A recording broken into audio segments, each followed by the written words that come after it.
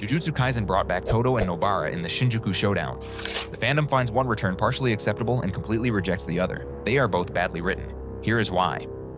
Both characters disappear after Shibuya, and neither one gets mentioned for over 120 chapters. Then they both show up at the exact perfect moment with convenient power-ups that end the fight. Todo appears right after Choso dies with a binding vow that gives him 50 swaps per second, while Nobara wakes up from a very long coma just before everyone loses and lands one attack that finishes Sukuna.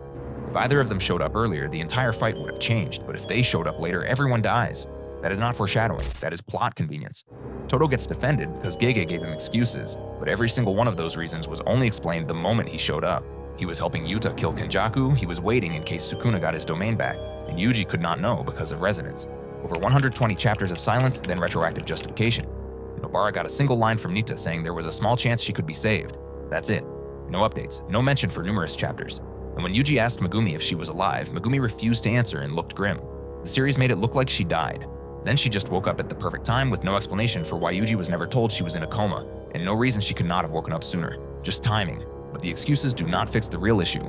Both returns depend on conveniences that are never properly justified. Todo lost his hand in Shibuya. When he came back, he had a vibroslap attached in place of his left hand that let him swap 50 times per second with extended range. Gege calls it a binding vow, but limiting swaps per strike in exchange for speed and range feels more like a power-up than a sacrifice. The restriction doesn't cost him anything that changes the fight. And Nobara? She woke up from her coma during the final push to separate Sukuna from Megumi. One resonance attack on the last finger and Sukuna is weakened enough for Yuji to finish him. If she woke up earlier, the fight ends sooner. Any later, everyone dies.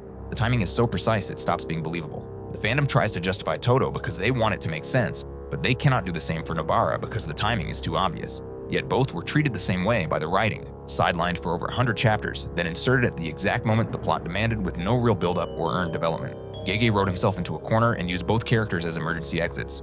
Both were poorly handled. One just had better excuses. File closed. At the anime case files.